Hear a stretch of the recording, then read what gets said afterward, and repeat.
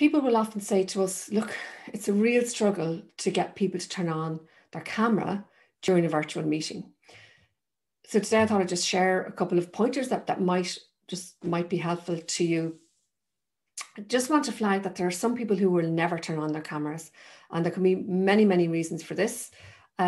Just a little example of something that happened recently. We had a webinar. It wasn't a webinar in the true sense. It was more a webinar style, but run through a normal Zoom meeting. And quite a few of the people had their cameras on. It was very interactive. And anyway, discussion ensued about getting the cameras on. And one of the guys who didn't have his camera on said, I never turn my camera on. And he said, the reason is I'm a bit ashamed of my background. This man was working in his attic because there was a lot of people working from home at the time and space was limited. And he was an engineer. We persuaded him to turn on his camera. Now, he was in his attic, so there was kind of like, you know, a slanted roof. It wasn't a converted attic, so like you could see kind of the ease of the roof.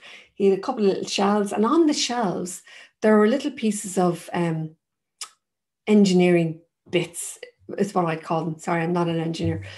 But we all said to him, your background, it just suited him. You know, maybe if he was a lawyer, it mightn't have been appropriate. But so look, sometimes we sweat over the background. Even a plain white wall is fine.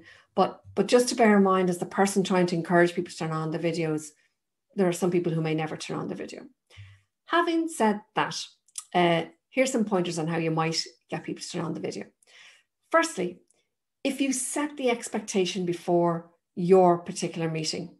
So we even sent an email saying, look, this particular meeting, we're going to ask you to turn on your cameras. So hope that will be okay. Have yourselves set up, ready to rock and roll. Make it clear to them that you do not expect a professional video setup. You know, that's not their main skills, but you might attach some little tips about things like not having a light behind, etc., having the camera up at eye level, but not to put pressure on them to be, you know, perfectly set up. So long as you can see their faces, in the vast majority of cases, certainly in an internal meeting, that's going to be adequate. Okay, so setting the expectation. Secondly, if you spell out the benefit to them of having the video turned on, particularly if you're having a meeting where you really want people involved, you really want to get opinions on board, you could say something like at the beginning of the meeting, if cameras still aren't on, you could say, look, I really want to get your inputs into this. It would be really useful if everybody could have their cameras turned on so I can see who's looking to get in, and I can even read the body language and see maybe who's in agreement or disagreement, and it can really help us solve this discussion or get to the end of this discussion in a very effective manner. You kind of need to make it about them. And the third thing you could say to them is, look, you know, when we're sitting on a meeting, it's not particularly engaging if we're sitting looking at initials or square boxes with people's name or maybe even their photograph on it. So look, I know myself as the person speaking at this meeting, I'm much more energetic. I'm going to probably keep you awake a bit more if I can see you. So it would be really, really wonderful if you could turn on your cameras. And the thing is that, you know, you'll often find the ripple effect. One person puts it on and then another puts it on and another person puts it on.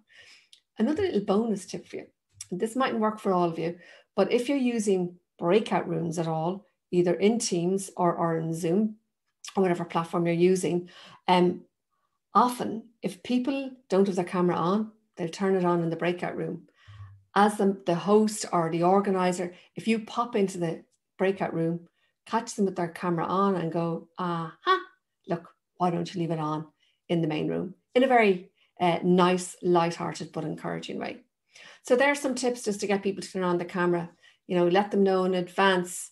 Say it's going to help to get the best from the meeting. It's also going to help move things along. If you can see them, you're going to be more engaging, and maybe pop them in a breakout room and get them to turn it on there. Best of luck in all your virtual presenting.